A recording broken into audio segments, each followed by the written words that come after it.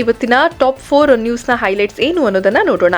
ಇಂದಿನಿಂದ ಸಂಸತ್ ಮುಂಗಾರು ಅಧಿವೇಶನ. ಇವತ್ತಿನಿಂದ ಮುಂಗಾರು ಅಧಿವೇಶನ ಆರಂಭವಾಗಲಿದೆ. ಈ ಅಧಿವೇಶನ ಭಾರಿ ಕುತೂಹಲಕ್ಕೆ ಕಾರಣವಾಗಿದೆ. ಈ ಬಾರಿ ಕ್ಷೇತ್ರ ವಿಂಗಡಣೆ, ಮಹಿಳಾ ಮೀಸಲಾತಿ ಸೇರಿದಂತೆ ಕೆಲ ಮಸೂದೆಗಳನ್ನು ಮಂಡಿಸಲು ಕೇಂದ್ರ ಸರ್ಕಾರ ಭಾರಿ ಉತ್ಸಾಹದಲ್ಲಿದೆ. ಆದರೆ ನೀಟ್ ಪರೀಕ್ಷೆ ಪ್ರಶ್ನೆ ಪತ್ರಿಕೆ ಮುಂತಾದ ಅಸ್ತ್ರಗಳೊಂದಿಗೆ ಸರ್ಕಾರವನ್ನ ಕಟ್ಟಿಹಾಕಲು ಪ್ರತಿಪಕ್ಷಗಳು ಸಜ್ಜಾಗಿವೆ. ಅಯೋಧ್ಯೆಯ ರಾಮ ಮಂದಿರದ ದೇಣಿಗೆ ಲೂಟಿ ವಿಚಾರವು ಇದರಲ್ಲಿ ಸೇರಿದ್ದು ಸರ್ಕಾರವನ್ನ ಇಕ್ಕಟ್ಟಿಗೆ ಸಿಲುಕಿಸಲು ಸಜ್ಜಾಗಿವೆ.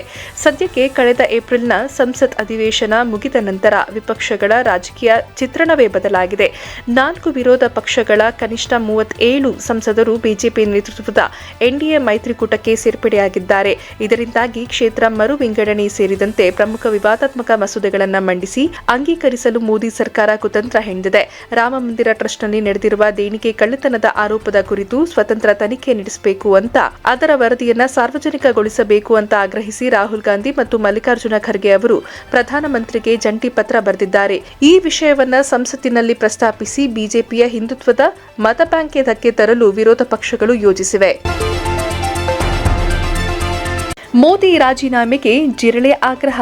ನೀಟ್ ಪರೀಕ್ಷಾ ಅಕ್ರಮಕ್ಕೆ ಹೊಣೆ ಹೊರಬೇಕು ಅಂತ ಉಪವಾಸ ಸತ್ಯಾಗ್ರಹ ನಡೆಸುತ್ತಿದ್ದ ಸೋನಂ ಅವರನ್ನ ದೆಹಲಿ ಪೊಲೀಸರು ವಶಕ್ಕೆ ಪಡೆದಿದ್ದಾರೆ. ಅವರಿಗೆ ಚಿಕಿತ್ಸೆಯನ್ನು ನೀಡಲಾಗ್ತಾ ಇದೆ. ಇದರ ನಡುವೆ ನೀಟ್ ಪರೀಕ್ಷಾ ಅಕ್ರಮದ ನೈತಿಕ ಹೊಣೆ ಹೊತ್ತು ಕೇಂದ್ರ ಶಿಕ್ಷಣ ಸಚಿವ ಧರ್ಮೇಂದ್ರ ಪ್ರಧಾನ್ ರಾಜೀನಾಮೆಗೆ ಒತ್ತಾಯಿಸುತ್ತಿರುವ ಕಾಕ್ರೋಚ್ ಜನತಾ ಪಾರ್ಟಿ ಇದೀಗ ಪ್ರಧಾನಿ ಮೋದಿ ಅವರನ್ನ ಅಕ್ರಮದ ಹೊಣೆಗಾರರನ್ನಾಗಿ ಮಾಡಿದೆ. ಈ ಕುರಿತು ಮಾತನಾಡಿರುವ ಅಭಿಜಿತ್ ದಿಪ್ಕೆ, ಕೇಂದ್ರ ಸರ್ಕಾರ ಧರ್ಮೇಂದ್ರ ಪ್ರಧಾನ್ ಅವರ ರಾಜೀನಾಮೆ ಪಡೆಯದಿದ್ದರೆ ಪ್ರಧಾನಿ ಮೋದಿ ಅವರನ್ನ ಹೊಣೆಗಾರರನ್ನಾಗಿ ಮಾಡಬೇಕಾಗುತ್ತೆ ಅಂತ ವಾಗ್ದಾಳಿ ನಡೆಸಿದ್ದಾರೆ. ಸೋನಂ ಅವರನ್ನ ಬಲವಂತವಾಗಿ ಆಸ್ಪತ್ರೆಗೆ ದಾಖಲಿಸಿದ್ದನ್ನ ವಿರೋಧಿಸಿದ ಅಭಿಜಿತ್ ದಿಪ್ಕೆ, ನಾವು ಇದುವರೆಗೂ ಮಾಡುತ್ತಿದ್ದ ಆರೋಪಗಳು ಸತ್ಯವೆಂಬುದು ಸಾಬೀತಾಗಿದೆ.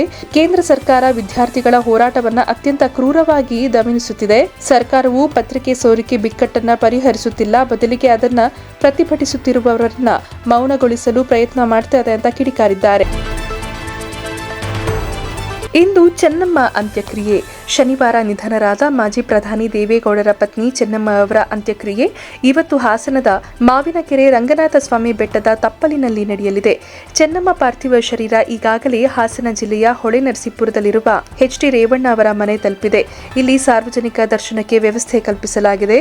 ಇದಕ್ಕೂ ಮೊದಲು ಬೆಂಗಳೂರಿನ ಪದ್ಮನಾಭನಗರದಲ್ಲಿರುವ ಎಚ್ ಡಿ ದೇವೇಗೌಡ ಅವರ ನಿವಾಸದಲ್ಲಿ ಚೆನ್ನಮ್ಮ ಅವರ ಪಾರ್ಥಿವ ಶರೀರದ ಅಂತಿಮ ದರ್ಶನಕ್ಕೆ ವ್ಯವಸ್ಥೆ ಕಲ್ಪಿಸಲಾಗಿತ್ತು. ಬೆಂಗಳೂರಿನಿಂದ ಹಾಸನ ಜಿಲ್ಲೆಯ ಹೊಳೆನರಸೀಪುರದವರೆಗೂ ಚೆನ್ನಮ್ಮ ಅಂತಿಮ ಯಾತ್ರೆ ಮೆರವಣಿಗೆ ನಡೆದಿದ್ದು, ಮಾರ್ಗ ಮಧ್ಯೆ ಸುಮಾರು 10 ಸ್ಥಳಗಳಲ್ಲಿ ಸಾರ್ವಜನಿಕರ ದರ್ಶನಕ್ಕೆ ಅವಕಾಶ ಕಲ್ಪಿಸಲಾಗಿತ್ತು. ಇವತ್ತು ಮಧ್ಯಾಹ್ನದ ವೇಳೆಗೆ ಮಾವಿನಕೆರೆ ಶ್ರೀ ರಂಗನಾಥ ಸ್ವಾಮಿ ಬೆಟ್ಟದ ತಪ್ಪಲು ಪ್ರದೇಶದಲ್ಲಿರುವ ಕ್ಯಾತನಹಳ್ಳಿಗೆ ಮೃತದೇಹ ತಲುಪಲಿದೆ.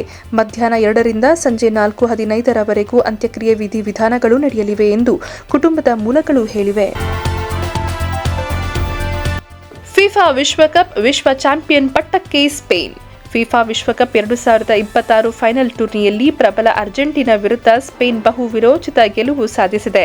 ವಿಶ್ವದ ಗಮನ ಸೆಳೆದಿದೆ. ಅಮೆರಿಕದ ನ್ಯೂಜೆರ್ಸಿ ಕ್ರೀಡಾಂಗಣದಲ್ಲಿ ನಡೆದ ಫೈನಲ್ ಪಂದ್ಯದಲ್ಲಿ ಹಾಲಿ ಚಾಂಪಿಯನ್ ಅರ್ಜೆಂಟೀನಾ ತಂಡವನ್ನ 1-0 ಗೋಲು ಅಂತರದಲ್ಲಿ ಮಣಿಸಿದ ಸ್ಪೇನ್ ನೂತನ ಚಾಂಪಿಯನ್ ಆಗಿ ಹೊರಹೊಮ್ಮಿದೆ. ಮೊದಲಾರ್ಧದಲ್ಲಿ ಪಂದ್ಯ ಸಾಕಷ್ಟು ಕುತೂಹಲ ಮೂಡಿಸಿತ್ತು. ಗೋಲು ರಹಿತವಾಗಿ ಸಾಗಿದ ಪಂದ್ಯ ದ್ವಿತೀಯಾರ್ಧದಲ್ಲಿ ಮತ್ತಷ್ಟು ರೋಚಕಕ್ಕೆ ಕಾರಣವಾಗಿತ್ತು. ಸ್ಪೇನ್ ತನ್ನ ಆಕ್ರಮಣಕಾರಿ ಆಟ ಮುಂದುವರೆಸಿದರೆ ಅರ್ಜೆಂಟೀನಾ ಕೂಡ ತನ್ನ ರಕ್ಷಣಾತ್ಮಕ ಅದ್ಭುತ ಆಟವಾಡಿತ್ತು. ಈ ಮೂಲಕ ಯಾವುದೇ ಅಪಾಯ ತಂದುಕೊಳ್ಳಿಲ್ಲ. ಆದರೆ ಪಂದ್ಯದ ಅವಧಿ ಮುಕ್ತಾಯವಾದ ಹೆಚ್ಚುವರಿ ಸಮಯದಲ್ಲಿ ಸ್ಪೇನ್ನ ಫೆರಾನ್ ಟೋರ್ಸ್ ಸ್ಪೇನ್ ಪರ ಗೋಲು ಬಾರಿಸಿ ಐತಿಹಾಸಿಕ ಜಯ ತಂದರು. ವಿಲಿಯಮ್ಸ್ ನೀಡಿದ ಪಾಸ್ ಅನ್ನು ಅತ್ಯುತ್ತಮವಾಗಿ ನಿರ್ವಹಿಸಿದ ಫೆರಾನ್ ಟೋರ್ಸ್ ಚೆಂಡನ್ನ ಬಲವಾಗಿ ಒದ್ದು ಗೋಲಾಗಿ ಪರಿವರ್ತಿಸಿದ್ರು. ಅವರ ಈ ಏಕೈಕ ಗೋಲು ಸ್ಪೇನ್ಗೆ ಪ್ರಶಸ್ತಿ ತಂದುಕೊಟ್ಟಿತ್ತು.